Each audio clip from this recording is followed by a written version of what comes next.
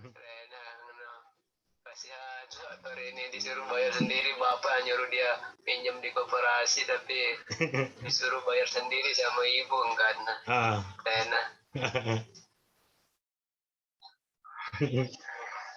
Disuruh bayar sendiri, disuruh Tuhul bangsa ini. koperasi, bapak sini. Disuruh bayar sendiri katanya. Duh, kan marah okarat dengan sikir jaga lemudine pade.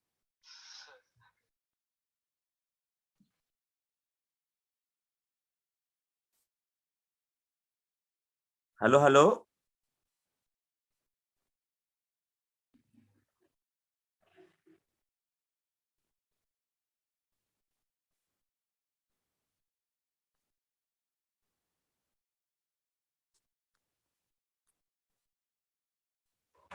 Aduh.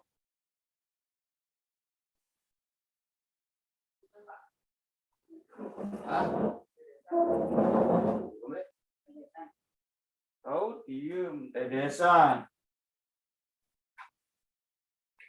Diletakkan barang tedes.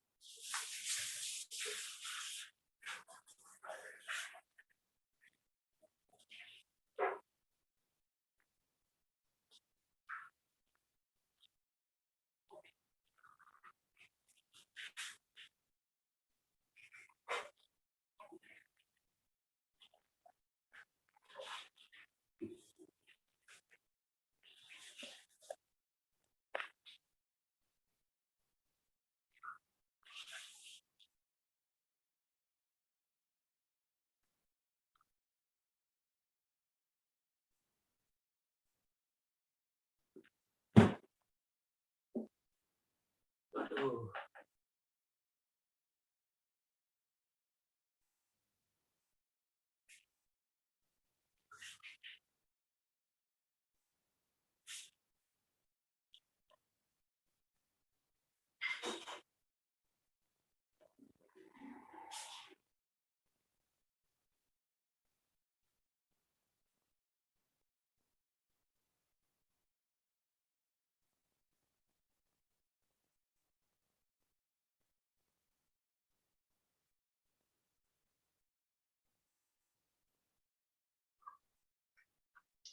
Assalamualaikum warahmatullahi wabarakatuh.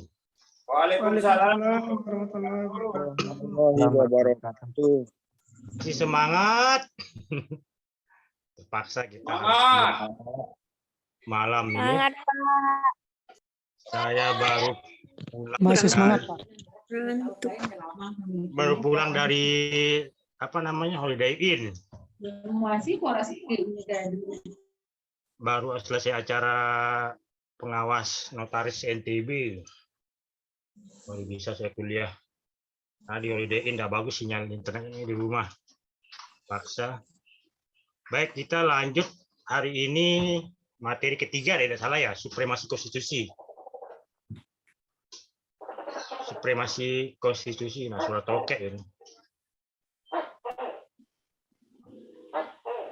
Saya share dulu materinya.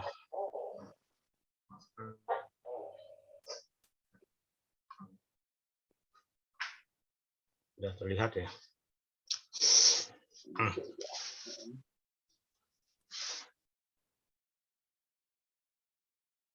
Supremasi konstitusi. Aduh. Apa Guru Noar? Ini mau jatuh. Bapak ini kok banyak ngeluhnya. Kita bicara supremasi konstitusi. Supremasi konstitusi itu artinya kedudukan konstitusi itu harus ditegakkan. Nah, itu yang dimaksud dengan supremasi konstitusi.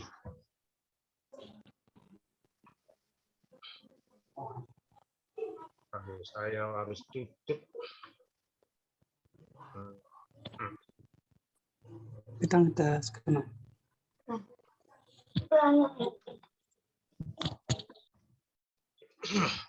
Jadi konstitusi itu pada hakikatnya harus dianggap sebagai sebuah bentuk kontrak sosial untuk melandasi tata pergaulan suatu umat. Itu konstitusi. Kita sudah belajar ilmu negara, sudah belajar hukum tata negara, sudah belajar hukum administrasi negara. hari ini belajar mata kuliah kurikulum baru yang ada di 2019 sebetulnya. 2019 itu kurikulum hukum konstitusi dan lembaga negara ini masuk menjadi hal yang penting yang harus diterima oleh semua mahasiswa Fakultas Hukum. Kenapa penting hukum konstitusi dan lembaga negara? Agar paham sumber dasar pembentukan sebuah negara itu dimulai dari sebuah konstitusi. Kalau konstitusi kita tidak paham, bagaimana kita akan belajar hukum semuanya? Karena hukum perdata, hukum pidana, hukum tata usaha negara, tata negara, hukum administrasi negara, itu semua bersumber dari hukum konstitusi. Makanya konstitusi itu dianggap sebagai sebuah kontrak sosial. Nah, kontrak sosial itu sama dengan perjanjian bersama. Perjanjian bersama antar masyarakat dengan masyarakat yang lain dalam pergaulan suatu daerah atau umat atau nation atau suku bangsa, itu pasti dimulai dari sebuah hukum pergaulan bersama. Nah, konstitusi merupakan kontrak antara pemerintah dengan siapapun yang diperintah. Jadi dari masyarakat antar masyarakat, kemudian dia menentukan siapa pemimpinnya. Nah, dalam konstitusi ini bahwa tatanan kekuasaan haruslah bersumber dari sendi atas persetujuan rakyat. Dia tidak boleh keluar dari persoalan kepentingan rakyat. Konstitusi itu bukan kepentingan negara, bukan kepentingan oligarki, bukan kepentingan politisi, tapi dia adalah kepentingan rakyat. Dia harus mendapat persetujuan rakyat. Dia harus bersendikan atau bersumber dari rakyat. Datang, tumbuh, hidup bersama rakyat, dan berkembang bersama rakyat. Nah, itulah konstitusi. Kalau katanya Tan Malaka itu, si Bapak Republik itu yang belajar soal pencetus Indonesia itu menjadi republik, bukan menjadi federal. Karena dia melihat bahwa ada kontrak sosial, ada perjanjian bersama berbeda-beda suku bangsa ini, kemudian membuat kontrak sosial. Maka dia harus membentuk negara ini menjadi republik, bukan membentuk negara ini menjadi negara federal. Nah, selain konstitusi ada kesepakatan bersama sebagai bangsa, nation state, yang harus menjadi dasar kehidupan bernegara. Setiap warga negara selayaknya tunduk dan wajib mentaati kesepakatan bersama ini. Jadi yang namanya kesepakatan itu adalah akad. Nah, akad itu harus ditaatin, jangan dilanggar. Orang berjanji atau bersepakat untuk sama-sama melaksanakan atau mengembangkan suatu negara yang harus dilaksanakan, bukan kemudian ada yang melanggar. Nah, bersama itu menggunakan ukuran lain untuk mengatur hidup bernegara.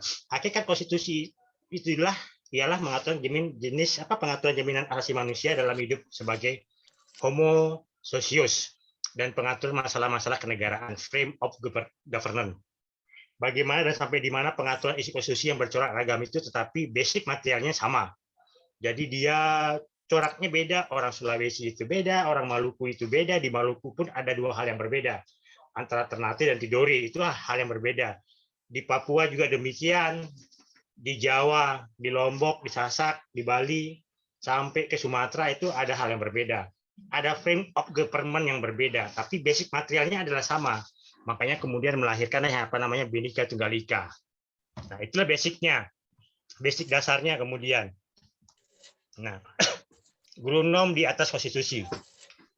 Jadi kalau melihat piramida yang di sebelah kiri ini, jadi ada namanya Grunom. Di bawah Grunom itu ada konstitusi. Di bawah konstitusi itu ada undang-undang dan kebiasaan. Di bawah kebiasaan itu ada putusan badan peradilan. Ini fondasi dasar kemudian. Piramida ini adalah fondasi dasar. Kalau katanya Hans Kelsen, hukum itu bersifat hierarkis. Jadi Hans Kelsen inilah pencetus hukum hierarkis kemudian. Dia orang Norwegia, lahir di Norwegia, kemudian mengembangkan yang namanya Stephenson Theory. Nah, dialah mengembangkan teori hukum hierarkis. Nah, hukum itu tidak bersifat bertentangan dengan ketentuan yang lebih atas derajatnya. Jadi di mana urutannya adalah sebagai berikut. Yang paling bawah adalah putusan badan peradilan. Jadi kenapa putusan badan peradilan itu menjadi putusan yang paling bawah? Karena putusan badan peradilan adalah putusan-putusan yang lahir bukan dari proses pembentukan undang-undang. bukan lahir dari hakim sebagai corong undang-undang. Nah, putusan pengadilan itu lahir dari sebuah kebiasaan yang kita kenal dengan hukum adat, kemudian fakta hukum, sampai kemudian soal keadilan masyarakat. Nah, itu putusan pengadilan. Kemudian ada undang-undang dan kebiasaan. Nah, undang-undang kebiasaan ini yang kemudian di atas putusan pengadilan. Kemudian di tingkat ketiganya ada konstitusi. Nah, konstitusi kalau di Indonesia itu namanya adalah Undang-Undang Dasar 45. Nah, di atas konstitusi kemudian ada Grunom. Grunom itu adalah norma dasar. Kemudian norma dasar atau apa istilahnya itu hanya merupakan penafsiran yuridis saja yang menyangkut hal-hal yang bersifat meta yuridis. Yang namanya meta yuridis itu bersifat abstrak, umum, tetapi dia punya nilai, punya makna. Nah, itu yang kita kenal kemudian dengan nama Pancasila. Jadi kita bersyukur Indonesia ini punya Pancasila. Kalau kita tidak punya Pancasila, mungkin sudah bubar Indonesia ini. Makanya dengan Pancasila inilah orang dipersatukan. Orang kemudian menghormati apa yang menjadi cita-cita luhur dari Pancasila itu, yang disebut dengan norma dasar itu, Grunom. Karena dia bersifat meta yuridis. Misalnya ketuhanan yang Maha Esa. Tuhan yang Maha Esa itu ya, kenapa dia disebut dengan ketuhanan yang Maha Esa? Karena tidak mungkin Tuhannya orang Islam dengan Tuhannya orang Kristen itu penyebutannya yang berbeda, tapi Tuhan itu kan satu. Esa itu satu. Hanya penyebutannya yang berbeda. Makanya dia disebut dengan Tuhan yang Maha Esa. Metafisika yuridisnya itu adalah kita ini sebagai negara yang berketuhanan. Itu kemudian. Jadi Indonesia ini negara yang beragama. Masyarakatnya bukan masyarakat yang ateis, tapi dia beragama. Dia meyakini dia punya agama, dia punya Tuhan. Nah, itu yang dimaksud dengan meta yuridisnya. Kemudian kedua sampai dengan yang kelima. Itu hanya nilai kemudian, nilai-nilai Grunom itu.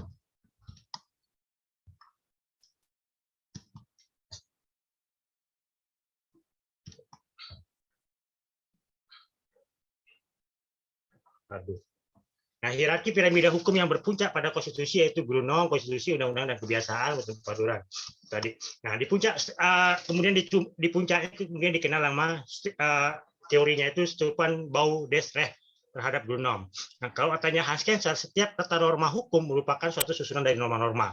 Dan di puncak Stefan Bauer terdapat Grunom. Jadi dari suatu tata norma hukum nasional yang bukan merupakan suatu tata norma hukum positif dibentuk oleh suatu tindakan legislatif, tetapi hanya merupakan hasil analisis pemikiran yuridis. Nah, sebagai contoh, Grunom itu negara Republik Indonesia adalah Pancasila, dan tata urat perundang-undangan itu yang menurut Undang-Undang RI adalah Undang-Undang Dasar RI tahun 45. Nah, itu yang kemudian yang disebut dengan Stefan Bauer teori dan Grunom.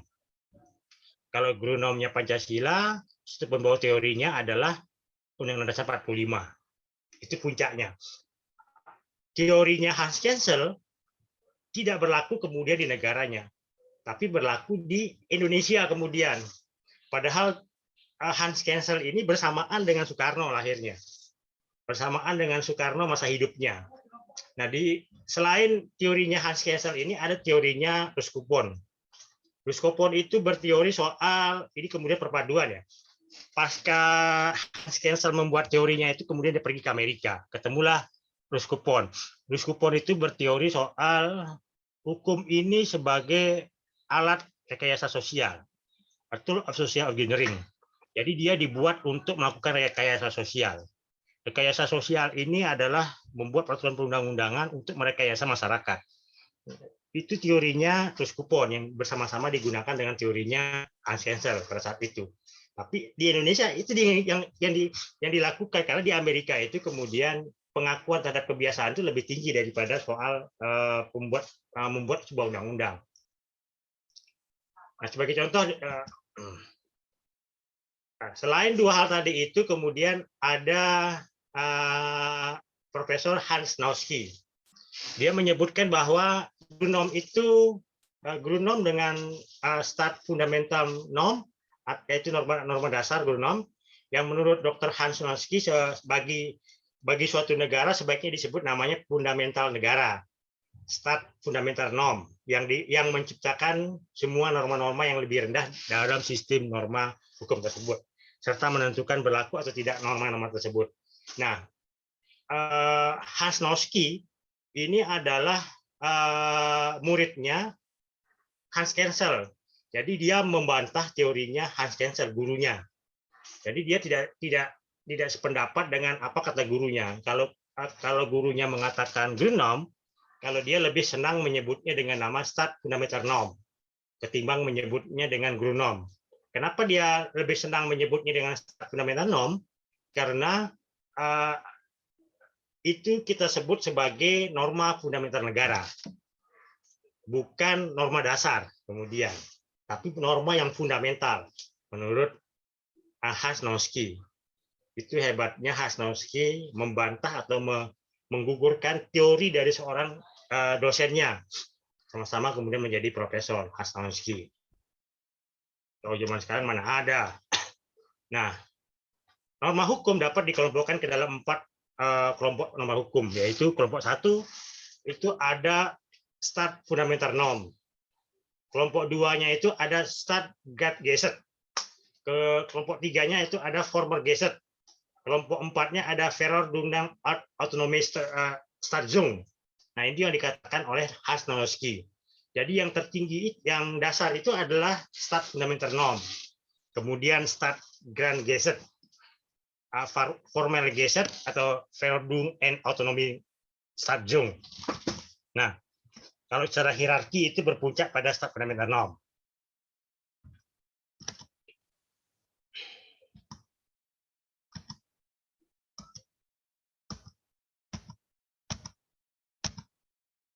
Nah, ini hierarki bidang-bidang hukum yang berpuncak pada Stat Fundamental Norm.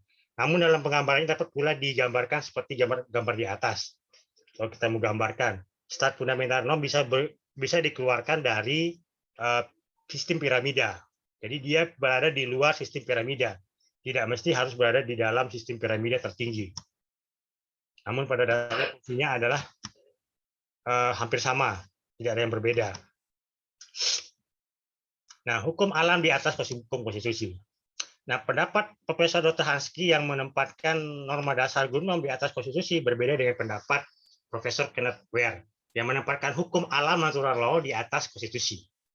Natural law ini kemudian yang sering kita sebut dengan hukum yang lahir dari para nabi atau Tuhan yang kemudian mereka kitab suci. Nah, itu yang dimaksud oleh Hans Kensel, Kenneth Ware. Jadi dia menempatkan hukum alam ini di atas konstitusi. Jadi konstitusi itu bukan kitab suci. Konstitusi itu di bawah kitab suci. Beda dengan kemudian sebentar saya terima telepon dulu. Halo, Assalamualaikum, Jo. Ya. Oh, pulang sih dia. Sama.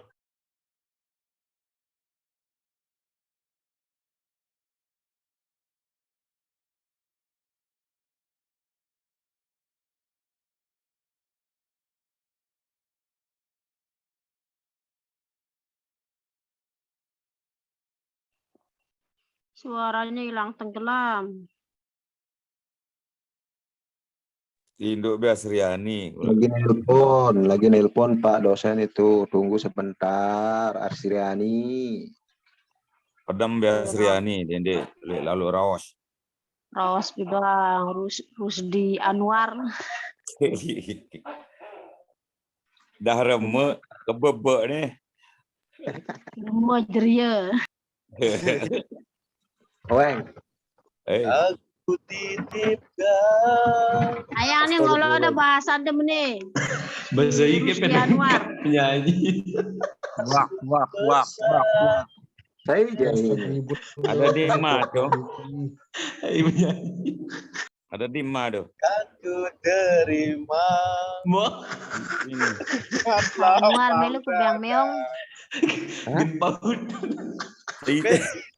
Betul tembeli minyak goreng, Patur. Kok mau Lepas kusain. Nele baleng suara meneh 2 liter. Ende tahu Kita lanjut. Oke, lanjut Pak dosen.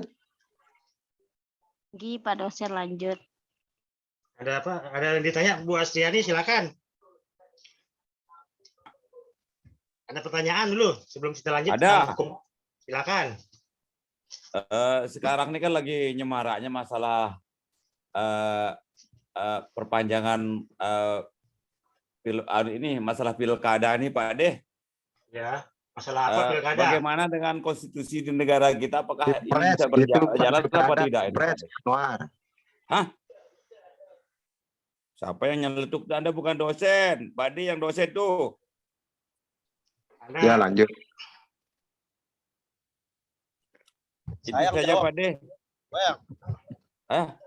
Ada pertanyaan dulu enggak? Sebelum ke sana jangan terlalu jauh dulu yang materi yang tadi. Oh, materi yang tadi, sorry. Ya. Sorry. Kalau itu ya Inti nanti terjawab sendirinya, begitu paham ini. Ya. Materi dulu. Oke, siap. Jangan itu nanti apa pendapat dosen sendiri nanti biar sama-sama kita analisis itu kalau itu ya. Setelah kita sama-sama paham teorinya ini nah. Soal ini yang sebelumnya. Oke. Ada pertanyaan mungkin Ibu Astriani mungkin dulu.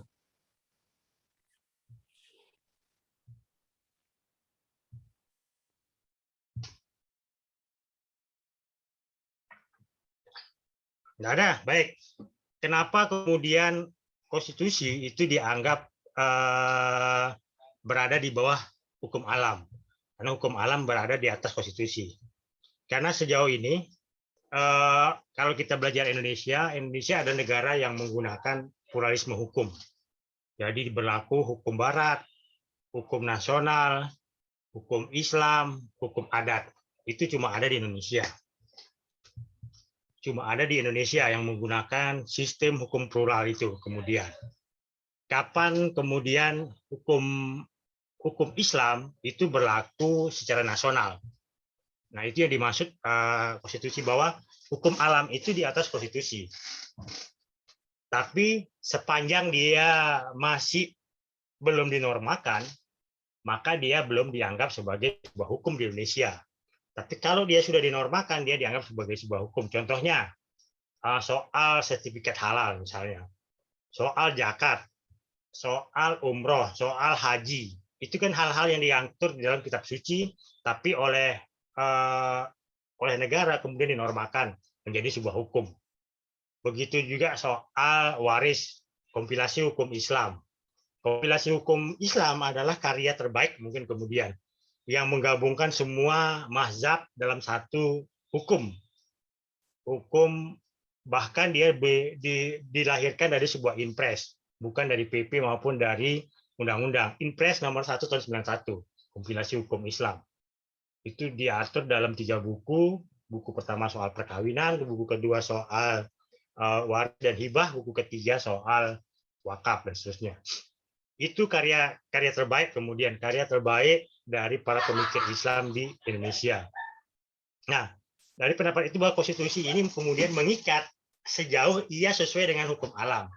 Tidak pula suatu pemerintah akan atau warga negara dapat mengabaikan otoritas suatu konstitusi kecuali sejauh ini itu tidak dapat digunakan oleh hukum alam. Dimana kemudian hukum adat dinyatakan berlaku kalau dia sudah sejalan dengan hukum Islam misalnya.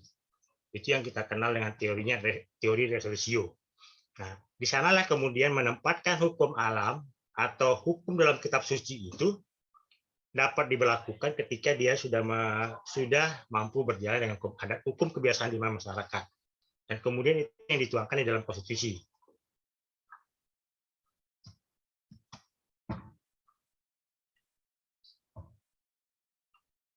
Kita hukum di atas hukum dasar negara. Jadi pembentukan Undang-Undang RI tahun 45 melalui penjelasan Undang-Undang Dasar 45 berdasarkan perubahan keempat Undang-Undang RI tahun 2002 tidak berlaku lagi. Berpendirian bahwa 4 pokok pikiran yang terkandung dalam pembukaan Undang-Undang 45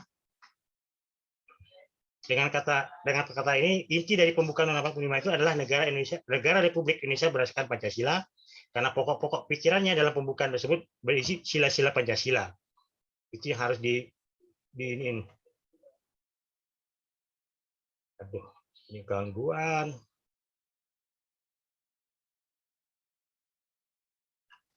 Nah, oleh karena itu, Undang-Undang Dasar harus mengandung isi yang diwajibkan pemerintah, antara lain penyelenggaraan negara untuk memelihara budi pekerti kemanusiaan yang luhur dan memegang teguh cita-cita moral rakyat yang luhur. Pokok-pokok pikiran dalam pembukaan Undang-Undang 45 tersebut meliputi susunan kebatinan atau sering disebut dengan Geest Ditten Hintergrund dari Undang-Undang Dasar Negara. Jadi pokok pikiran ini mewujudkan cita-cita hukum yang menguasai hukum dasar, baik hukum dasar yang tertulis maupun hukum dasar yang tidak tertulis atau konvensi. Nah, Undang-Undang Dasar menciptakan pokok-pokok pikiran dari hukum tertentu di bawah hukum. Jadi Undang-Undang Dasar itu lahir dari sebuah kebiasaan yang ada di masyarakat. Dia bukan lahir dari keinginan penguasa atau keinginan pemerintah, tapi dia lahir dari sebuah, makanya konstitusi itu adalah kesepakatan. Maka kesepakatan masyarakat itu dituangkan dalam konstitusi. Itulah yang melahirkan konstitusi, kan dilahir dari sebuah kebiasaan. Teori hukum murni. Nah, hukum sebagai perikelakuan atau sikap tindak yang ajak menurut Profesor Haskell bukanlah merupakan objek dari ilmu hukum, tetapi merupakan objek dari sosiologi hukum, yang baginya bukan merupakan ilmu hukum.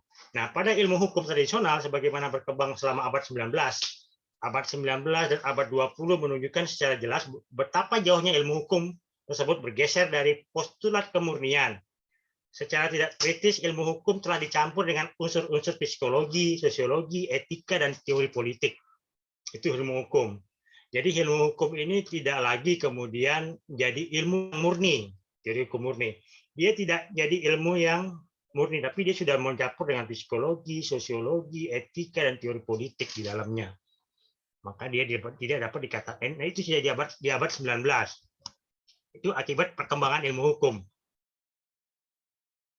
Nah, pencampuran ini dapat dipahami karena pokok bahasan ilmu-ilmu ini berkesinambungan dengan hukum. Teori hukum murni berusaha untuk membatasi kognisi penalaran hukum terhadap disiplin-disiplin ini. Alasan ini sangat memisahkan ilmu hukum dengan yang lainnya, agar terhindar dari pencampuran tidak kritis, disiplin yang berbeda yang dapat mengaburkan inti ilmu hukum. Nah, pencampuran ini dapat dipahami karena pokok bahasan ilmu-ilmu ini berkesinambungan dengan hukum. Nah, teori hukum murni berusaha untuk membatasi kondisi penalaran hukum terhadap disiplin-disiplin ini. Alasan yang si Haskell ini itu mengatakan bahwa ilmu hukum ini dengan yang lainnya agar terhindar dari pencampuran tidak kritis, disiplin-disiplin yang berbeda, dapat mengaburkan inti dari ilmu hukum. Kenapa dia kemudian disebut dengan sui generis? Dia tidak mau dikatakan sebagai ilmu apa istilahnya itu sui generis itu. Kenapa penelitian hukum itu bersifat berbeda dengan penelitian mahasiswa di Fakultas FKIP atau berbeda dengan mahasiswa di Fakultas Pertanian, Ekonomi maupun Perikanan. Makanya pertama kali yang harus dipahami menjadi judul skripsi mahasiswa ini adalah normanya. Itu yang harus dipahami dari penelitian ilmu hukum. Sui generisnya itu di situ. Jangan kemudian penelitian hukum tidak memahami aturan hukumnya. Makanya kemudian sering ngawur mahasiswa ini ngomong sering gelemok istilahnya, mau berargumentasi tapi argumentasinya gelemok, ketawa dosennya kan. Anda bisa dibuat Anda ini berargumentasi tapi tidak punya basis teori dan tidak punya basis norma apa yang mau Anda tuju. Jadi Anda berargumentasi itu keluar dari roh normanya yang mau Anda kritisi. Nah, itu yang dimaksud dengan dia bicara soal teori hukum murni itu. Jadi pahami dulu apa itu norma hukumnya, karena disitulah teori hukum murni itu ada itu di norma hukumnya, bukan kemudian berasumsi kondisi lapangannya seperti ini. Nah, itu teori hukum sosiologi. Di situ ada sosiologinya, di situ ada psikologi, tapi hukum yang murni itu ada di normanya. Itu yang saya maksud. Misalnya ambil contoh, misalnya Guru Nowar ngambil soal SDGs dalam perkembangan masyarakat. Dari SDGs itu apa inti dari norma hukumnya misalnya? Apa inti dari teori hukum murninya? Kalau kalian tidak paham kemudian normanya, tiba-tiba penelitian ke lapangan, di situ akan muncul asumsi. Jadi penelitian hukum itu tidak boleh dengan asumsi, dia harus pasti. Kalau A ya A, B ya B, tidak boleh dengan asumsi pendapat kita kemudian. Di situ. Makanya dia dibatasi dengan penalaran, membatasi kognisi. Hukum terhadap istilahnya, makanya kalau dalam teori logika hukum, jangan berpikir sesat kemudian. Berusaha untuk menghindar dari masalah dengan kita diajak berpikir dengan cara kalian. Salah. Karena berpikir sesat itu yang disebut dengan falasi. Falasi itu menimbulkan kemudian ketidakpastian hukum. Menimbulkan asumsi yang kemudian dalam ilmu hukum itu tidak dikenal. Makanya dia harus dipisahkan. Kalau mau penelitian hukum, teliti dulu normanya, baru teliti sosiologisnya. Tapi kalau tidak paham norma, tiba-tiba sudah ngomong hasilnya, itu jadi pertanyaan besar. Misalnya mau bicara soal masalah sepadan pantai. Kita tidak tahu normanya seperti apa sepadan pantai ini, kenapa spirit of law-nya dibentuk sepadan pantai. Tiba-tiba kita sudah bicara nelayan dirugikan karena tidak boleh parkir perahunya. Masalahnya di mana? Itu kita tidak tahu normanya apa yang diatur. Itu yang kita maksud. Kalian tidak pahamin apa itu norma hukumnya, baru bicara fakta sosiologisnya. Tapi kalian sudah bicara fakta sosiologis, norma hukumnya tidak dipahami. Itu yang sering terjadi di mahasiswa. Makanya tidak heran kemudian skripsinya pasti plagiat semuanya. Begitu cek plagiat, main-main coba rubah hurufnya, rubah ini, ketahuan. Dan itu sudah terjadi berulang-ulang. Untuk menghindari plagiat, begitu dia mainkan. Padahal bukan soal plagiat atau tidak plagiat. Kesalahan dari kalian cara mengutip dan seterusnya. Karena sudah terlalu cepat kemudian mengambil kesimpulan sebelum dilakukan penelitian lebih mendalam terhadap normanya. Kalau dimulai dari normanya, baru dimulai dari fakta sosiologisnya. Karena kalau langsung masuk ke fakta sosiologis, dia akan terpisah dari inti dari ilmu hukum. Kita tidak kemudian masuk ke dalam normanya, masuk ke sosiologis, bukan lagi penelitian ilmu hukum, itu sudah penelitian ilmu sosial. Begitu. Karena penelitian ilmu hukum beda dengan penelitian ilmu sosial. Itu yang saya katakan, beda dengan ilmu-ilmu yang lainnya. Penelitian ilmu hukum dia punya hal yang khusus sifatnya. Nah, hukum dan keadilan dari dua konsep yang berbeda. Cancel menempatkan ideologi, cita hukum, cita moral, dan lain-lainnya termasuk keadilan itu di luar hukum. Iya. Karena soal ideologi, cita hukum, cita moral, dan lainnya itu termasuk keadilan, itu di luar hukum. Karena menurutnya hukum dan keadilan adalah pemahaman yang konsep-konsepnya berbeda. Jadi soal keadilan dan soal hukum itu berbeda.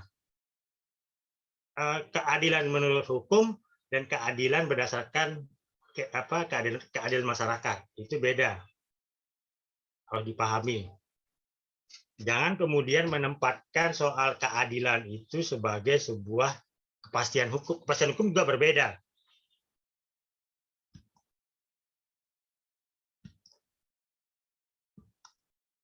Hukum merupakan perilaku ajak. Nah, Van Apeldoorn yang mengatakan bahwa bagi kalangan hukum yang secara tidak langsung terlihat dalam proses hukum, hukum merupakan perilakuan dan sikap tidak ajak. Maka Hans Kelsen hanya mau melihat hukum sebagai kaidah yang dijadikan objek ilmu hukum. Itu. Jadi hukum ini adalah merubah perilaku masyarakat dari yang tidak ajak itu menjadi ajak. Dari yang tidak baik menjadi baik. Itu maksudnya. Jadi jangan kemudian penelitian hukum itu begitu. Penelitian hukum itu yang dilihat adalah masalahnya. Apa masalahnya? Kemudian, kalau tidak ada masalah, ngapain penelitian hukum? Hati-hati makanya di situ. Dalam latar belakang itu sudah bisa dinilai. Kalau tidak ada masalah, kenapa? Karena normanya sudah jelas. Di mana kemudian masalahnya? Penelitian hukum itu yang pertama itu di proposal di latar belakang itu adalah masalahnya dulu yang dipahami. Karena masalah ini yang mau kita pecahkan. Solusinya itu kemudian untuk mendapatkan apa ininya, apa solusi konkretnya kemudian, atau sudah disebut dengan proses hukumnya, SOP-nya. Makanya dilihatlah hukum itu sebagai keadaan yang dijadikan objek ilmu hukum. Kalau mau ini dilihat, pertama itu subjeknya apa, objeknya apa, dasar kewenangannya apa, sumber kewenangannya di mana, baru kita bisa lihat, itu kalau lihat alurnya. Disitulah melihat hukum yang dari yang tidak ajak menjadi ajak. Sujadin Ali mengatakan di dalam Susunan Tata Negara, Undang-Undang Dasar menjadi hukum dasar negara. Undang-Undang Dasar yang merupakan sumber dari kekuasaan pemerintah haruslah dapat mengikat seluruh rakyat. Nah, Undang-Undang Dasar adalah hukum dasar dari tingkah laku manusia yang tertulis. Aperdo mendudukan Undang-Undang Dasar sebagai sumber hukum negara Belanda yang pertama dan tertinggi. Selain itu, undang-undang bisa ada undang-undang biasa dan kebiasaan. Itu yang sering kita kenal dengan hukum adat. Undang-Undang Dasar ada supremasi Undang-Undang Dasar. Nah, dalam uraian mengenai supremasi undang-undang, Profesor Dr. Miriam Budiarjo itu menegaskan adanya gagasan bahwa Undang-Undang Dasar adalah hukum tertinggi, supreme law, yang harus ditaati oleh rakyat maupun oleh alat kelengkapan negara. Makanya penelitian hukum yang dilihat pertama kali konstitusinya, karena itu adalah perjanjian bersama masyarakat. Pertama soal negara hukum, negara kesejahteraan, baru kita masuk kemudian ke dalam masalah hukumnya apa. Kenapa menjadi penting sebuah konstitusi? Karena di situ kemudian itu yang harus tidak boleh bertentangan dengan konstitusi, tidak boleh kemudian kita melanggar konstitusi. Nah, Kensel mengajukan hierarki hukum dengan menyatakan bahwa struktur hierarki tatanan hukum negara secara umum sebagai berikut. Terlebih dahulu norma dasar atau basic norm. Konstitusi adalah tingkat tertinggi dalam hukum nasional. Konstitusi di sini dipahami tidak dalam artian hanya sebuah hal yang formil, tapi juga bersifat material. Itulah konstitusi. Dia harus dilaksanakan kemudian menjadi sebuah tanggung jawab bersama, bukan kemudian menjadi tanggung jawab hanya untuk kepentingan orang per orang. Tapi ini kemudian hal yang penting yang harus dilaksanakan untuk menjadi kebutuhan bersama. Makanya kemudian akhir dari tujuan sebuah konstitusi adalah soal kesejahteraan. Makanya ada namanya welfare state, negara kesejahteraan. Nah, dari uraian di atas jelas bahwa hakikat konstitusi yang pada pokoknya adalah konstitusi sebagai bentuk kontrak sosial, sementara itu hakikat konstitusi yang utama adalah konstitusi untuk membatasi kekuasaan dalam negara sebagai perwujudan dari paham konstitusi atau konstitusionalisme. Nah, hakikat konstitusi yang lain merupakan pengaturan jaminan asasi manusia, hukum dasar negara, serta sumber-sumber hukum pertama dan tertinggi dalam hukum tata negara. Jadi itu. Silakan yang mau bertanya. Bisa lebih sakit. Silakan.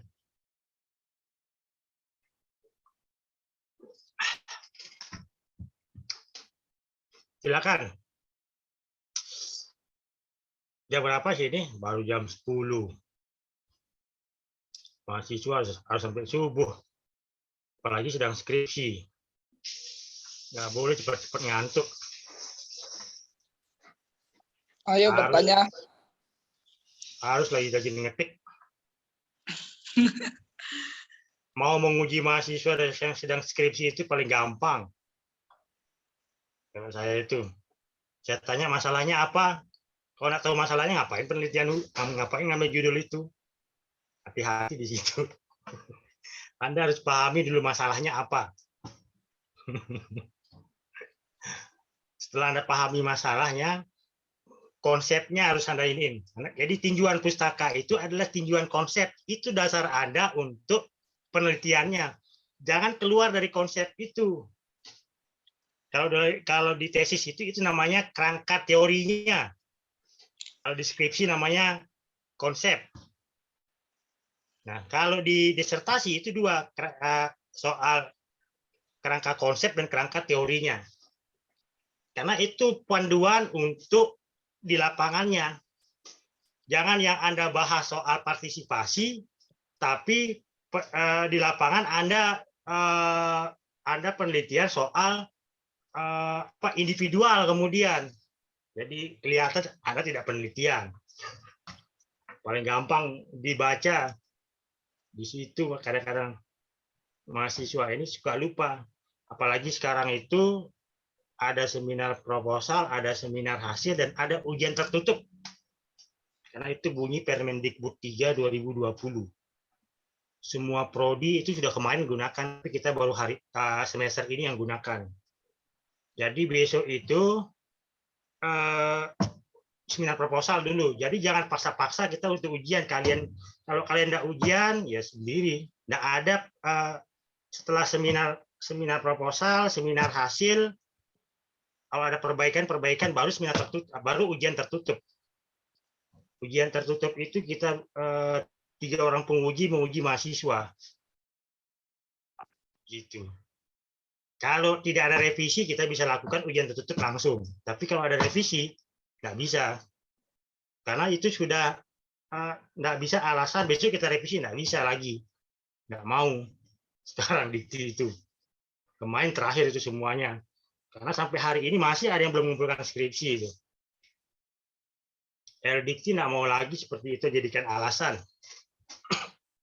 Kita yang pengelola yang capek ditegur terus.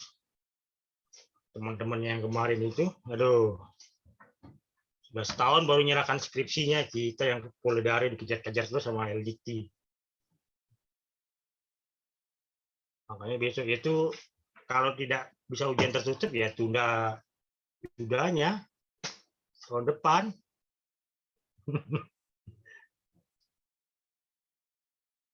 Ditunda tahun depan kalau belum revisi. Kalau sudah revisi baru kita ujian tertutup. Makanya sedari awal itu harus baik-baik buat proposalnya. Pahami masalahnya. Mana ya contoh ya. Nggak usah panjang-panjang buat proposal, pahami strukturnya aja dulu. Iya. Saya nggak tahu kalau di dua bimbingan saya ini sudah saya kasih tahu, yang lain belum ngajukan proposalnya ke saya, apalagi Guru Noir itu dia raosnya saja. Kirim Sudah, judul. Pak D, saya kirim. Dia Sudah. nggak bisa ngirim. Wah, paling geraan Pak Anwar. Dia nggak bisa main internet itu. Bohong deh Pak, DPHP itu Pak Anwar. Sudah saya kirim kemarin lagi. Mana ada isinya? Males saya ngomong. Mocu itu Pak. Kemarin saya kirim lagi, Pak D. Aduh, kasih tahu. Males makanya saya komentar, saya lelah udah buka, nggak ada isinya. Yang awal itu tidak ada isinya, yang kemarin udah ada isinya. Mungkin HP saya bermasalah kemarin itu. Ya, nasib moyang, otakku juga masalah.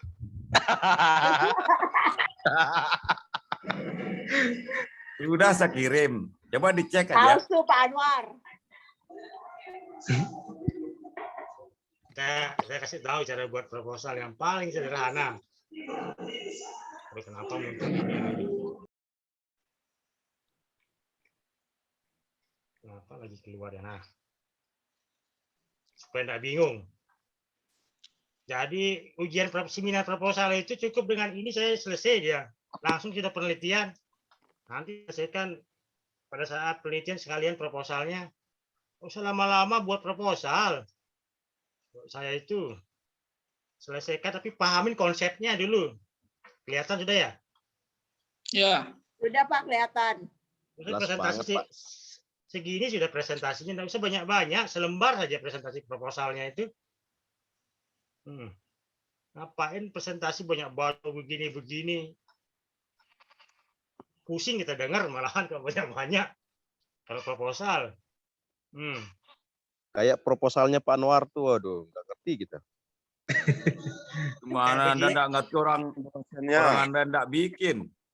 Saya yang bikin saya sih ngerti. Pahami problem filosofisnya.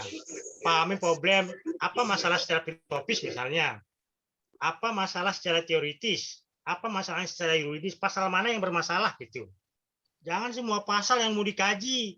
Lelah kalian. Satu pasal saja kaji itu. Jangan semua pasal mau dimasukin. Tapi nak tuntas nanti ininya itu loh.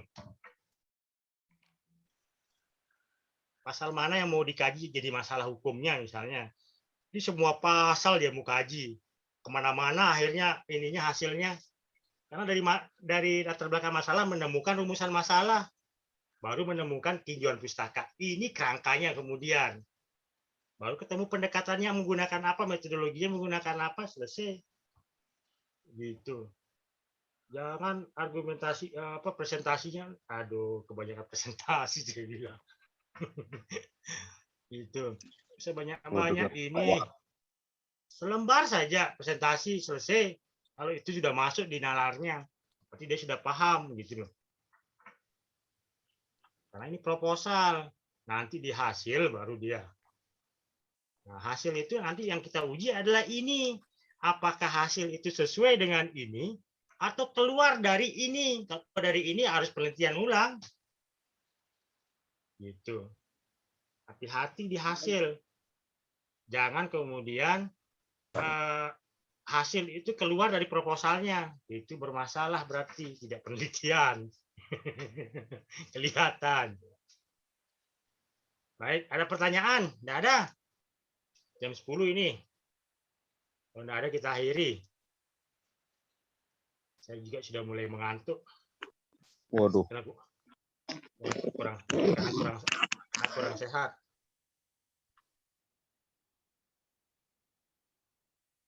Kurang sehat ini. Lu karis pengupian nekanyan. Gemput nafsu. Baik, izin Pak dosen. Ya. Dia sakit. Saya Mbak Ici sakit. Sakit Mbak Iit. Mbak Iit. Oh. Kalau ini itu artinya enggak masuk juga ya. Punya rumah sakit. Ada saya, Pak. Kalau ada pertanyaan, saya akhiri ya.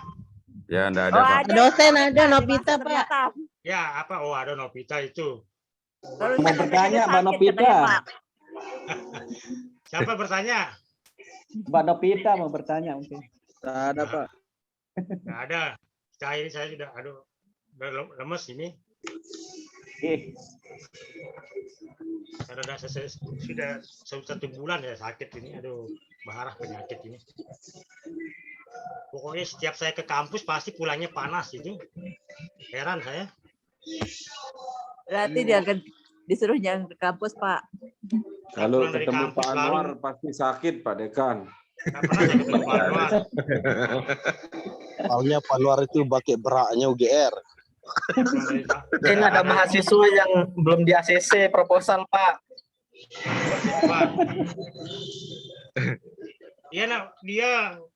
Dia ngirim proposal tapi isinya judulnya aja dikirim. Ini apa dia bilang? Dia kirim proposal. Judulnya dia kirim apa? Aduh, saya bilang. Itu kan kita pakai HP-nya yang kentang, Pak De, yang kemarin sudah masuk kayaknya. Sabar, yang sabar. Apa dia nak punya laptop buat skripsi ini pakai apa dia buat skripsi? HP ya. Minjam. Laptop, Pak. Mouse-nya aja dia nggak punya. Bukan dia skripsi ini. Laptop sekolah.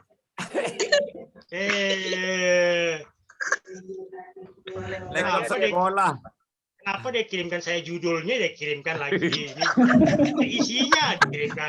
Suruh saya periksa. Apa itu, Pak De? Saya bilang. Periksa, Pak. Katanya, aduh, ini judul ini ya. Kacau. Tahuan, Pak Anwar. Mula dia mau ngumpulin kesimpulan kemarin, Pak. Tapi salah. Masa kesimpulan mau dikumpulin? Sudah yang kemarin aja itu. Sudah saya kirim kok yang baru. Nah, ada lagi. Orang ngumpulin masa, Ki.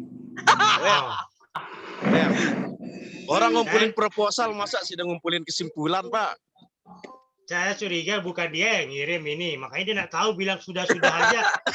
Dia suruh orang. Nah, saya disuruh bersama Pak Jaki itu di kampus saya belajar masukkan itu kan. Lalu Pak Jaki dia jual. Betul nih. Kemarin kali Pak Anwar. Kedai itu. Sama Pak hari itu Pak Hadi Wijaya hari itu sama juga hari itu. Iya betul. Betul itu Pak Hadi. Betul nih. Oh betul, oh ya betul. Tapi ada Kalau dia isinya gagap itu. pas apa itu? Coba dia buka itu dulu. Jangan dia kirim screenshotnya aja. Filenya. Dari itu. Jangan file itu ada tapi nggak dia buka isi file itu. Coba dia buka isi file itu baru dia tahu. Saya bilang. Keliruannya pakai HP kemarin. Buka isi file itu ada nak filenya itu. Saya kirimkan buktinya Pak Dea. Sudah dikirimkan screenshotnya ke saya. Dia PHP itu Pak. Filenya. Masa kaper-kapernya dikumpulin ada.